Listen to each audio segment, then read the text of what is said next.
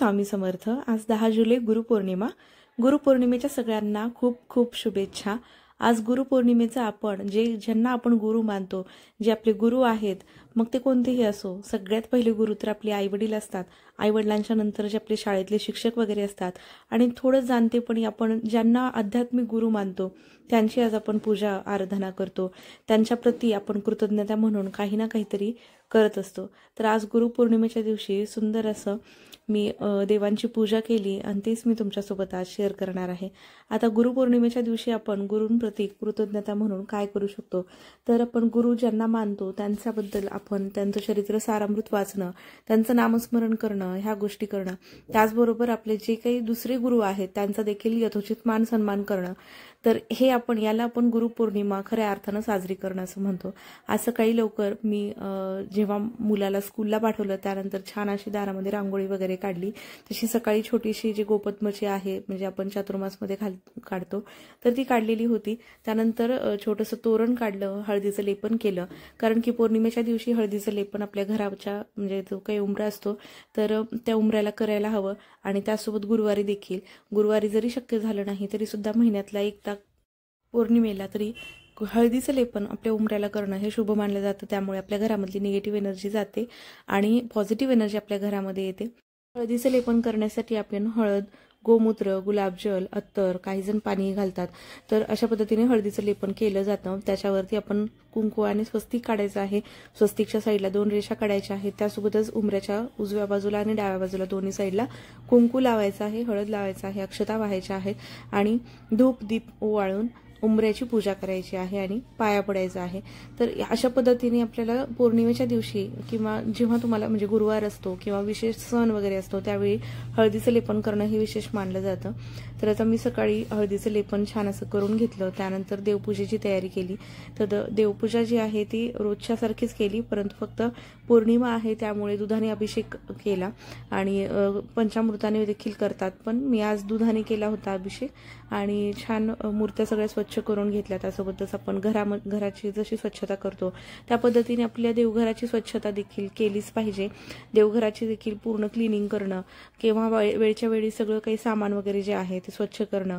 तर असं तुम्ही अमावस्येच्या दिवशी, पौर्णिमेच्या दिवशी, जसं की आपल्याला माहिती आहे पौर्णिमेच्या दिवशी आपण देवीचा देखील उपवास काही जण म्हणून पकडतात। पौर्णिमा म्हणजे उपवास म्हणून पकडला जातो। त्यासोबतच पौर्णिमेच्या दिवशी देवीची उपासना केली जाते।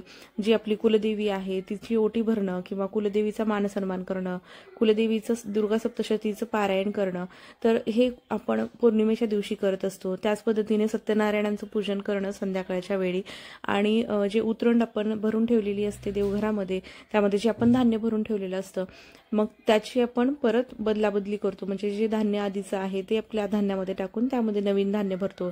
त्यासोबतच अन्नपूर्णेचे जे तांदूळ आहेत, अन्नपूर्णा माता जे आपण तांदळामध्ये ठेवत असतो, मग छोटीशी वाटी असेल, प्लेट असेल, त्यामध्ये तुम्ही जे तांदूळ घालून ठेवलेली आहे अन्नपूर्णा माता, तर ते पौर्णिमेच्या दिवशी बदललं गेलं पाहिजे।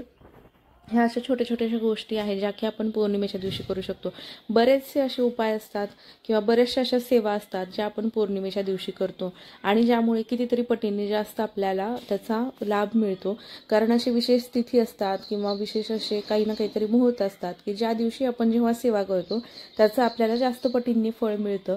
तर याच्यामध्ये आपण जे देवीची पूजा करायची म्हटलं तर देवीच्या पूजेमध्ये आपण जे देवीची मूर्ती असेल, टाक असेल, त्याच्यावरती कुंकुमार्चन करणं, अन्नपूर्णा मातेच्या मूर्तीवरती तांदळाने अभिषेक करणं आणि त्यासोबतच कुंकुमार्चन करणं, गणपती बाप्पांच्या मूर्तीवरती कुंकुमार्चन करणं, पौर्णिमेच्या दिवशी आपण दुर्गा सप्तशती या ग्रंथाचं पूर्ण पारायण करणं हे शुभ मानलं गेलेलं आहे। देवीची आरती करणं। पौर्णिमा आहे, आता गुरुवारी आलेली आहे, गुरुपौर्णिमा आहे आणि आषाढ पौर्णिमा आहे, म्हणून आपण गुरुपौर्णिमा म्हणून साजरी करतो। तर या दिवशी मी स्वामींना छान असं पाण्याने अभिषेक केला अगोदर, त्यानंतर दुधाने अभिषेक केला आणि जे आपण पठण करतो त्या पद्धतीने पठण वगैरे सगळं करून घेतलं। त्यानंतर आज लक्ष्मी मातेची देखील पूजा केली जाते। तर लक्ष्मी माता म्हणजे पौर्णिमेच्या दिवशी लक्ष्मीचा वास म्हणजे लक्ष्मी आपल्या घरामध्ये येत असते असं मानतात। त्यामुळे त्या दिवशी देखील म्हणजे संध्याकाळच्या वेळी करू शकता, सकाळच्या वेळी करू शकता। तर पौर्णिमेला आपण लक्ष्मीची पूजा करणं खूप शुभ मानलं जातं। तर लक्ष्मी मातेच्या मूर्तीवरती मी इथे आता दुधाने अभिषेक करते आहे। नेहमी आपले जे देव आहेत ते भरीव असावे, त्यांच्यामध्ये पोकळ नसावे आणि पूर्ण जे मूर्ती जी आहे ती पूर्ण बंद असावी, म्हणजे पाठीमागून सपाट नसावी, असे बऱ्याचदा आपण ऐकतो. आणि त्या पद्धतीने आपण म्हणजे जे मूर्त्या आहेत त्यात घेतानाच किंवा ज्या आपल्याला जेव्हा खरेदी करायची आहे मूर्तीची, देवांची, त्यावेळेला आपण असेच देव घ्यावे जेणेकरून की परत त्याच्यामध्ये म्हणजे आपल्याला बदल करण्याची गरज पडू नये. तर छान अशी माझी आत्ता पौर्णिमेची पूजा झालेली आहे. मी तुम्हाला पूर्ण देवपूजा दाखवते.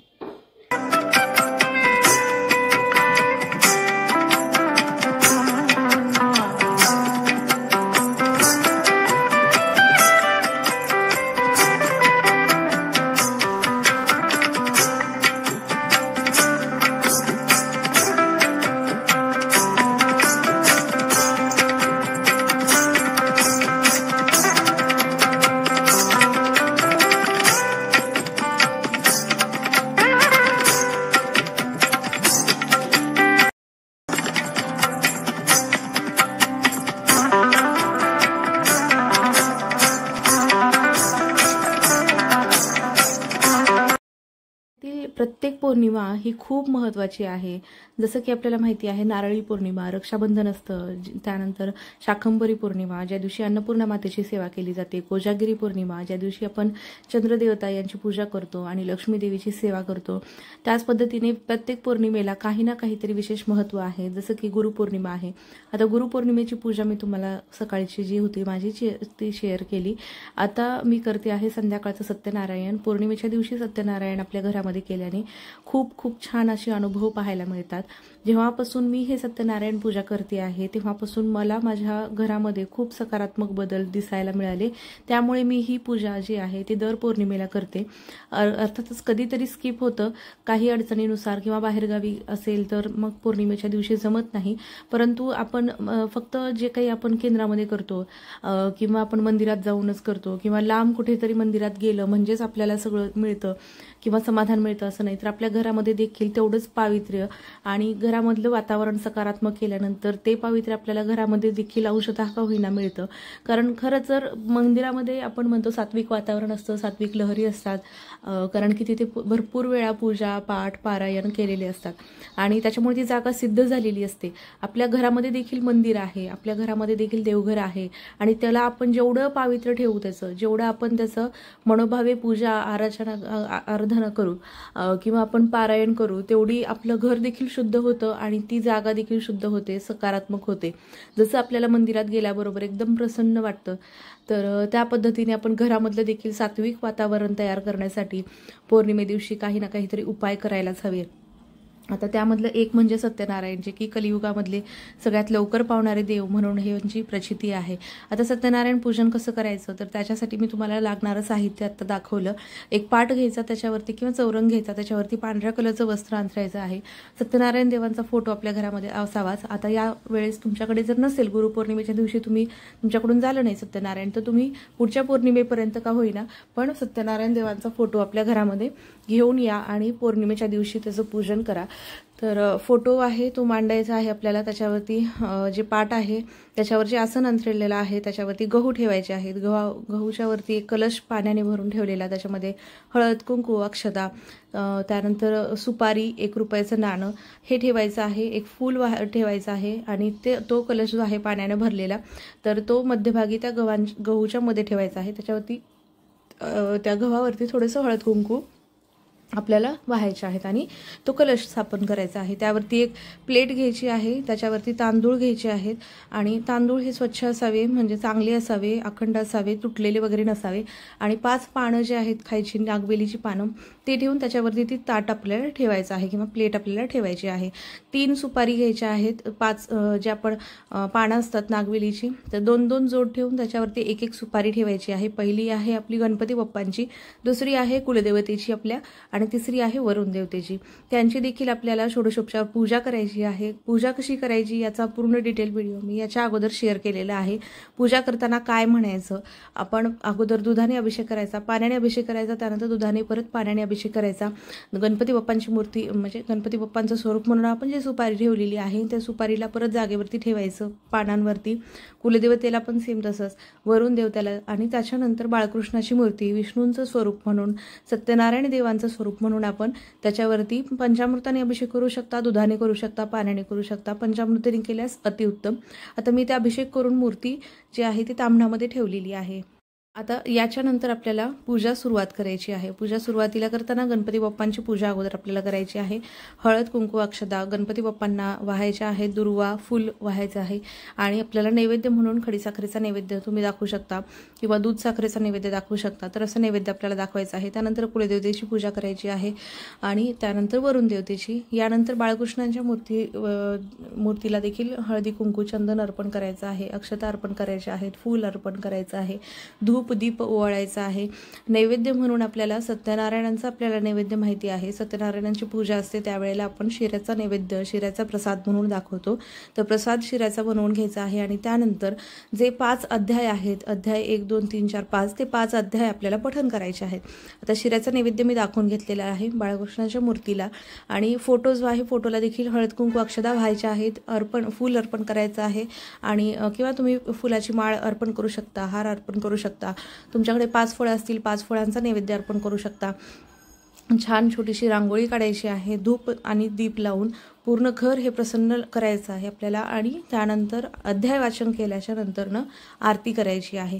मनोभावे जेव्हा आपण ही पूजा करतो सत्यनारायण देवांची, त्यावेळेला ते आपल्यावरती प्रसन्न होतात आणि आपल्या ज्या काही मनातल्या इच्छा आहेत, मग तुम्हाला घरासाठी असेल किंवा तुमच्या उद्योगधंद्यासाठी असेल किंवा नोकरीसाठी असेल किंवा आणखीन कुठल्याही कारणासाठी तुम्ही ही पूजा करू शकता। घरामधल्या सगळ्याच अडचणींवरती सत्यनारायणांची पूजा करणं पौर्णिमेच्या दिवशी खूप खूप शुभ आहे, आणि याचा अनुभव हा प्रत्येक जण त्या पद्धतीने म्हणजे या पद्धतीने आपण करतो, जितक्या मनोभावे करतो तसं आपल्याला ते फलित मिळत असतं। तर अशी माझी पूजा जी आहे सत्यनारायणांची ती झालेली आहे। मला माझी गुरुपौर्णिमेची पूजा कशी वाटली नक्की कमेंटमध्ये सांगा। श्री स्वामी समर्थ, जय जय स्वामी समर्थ।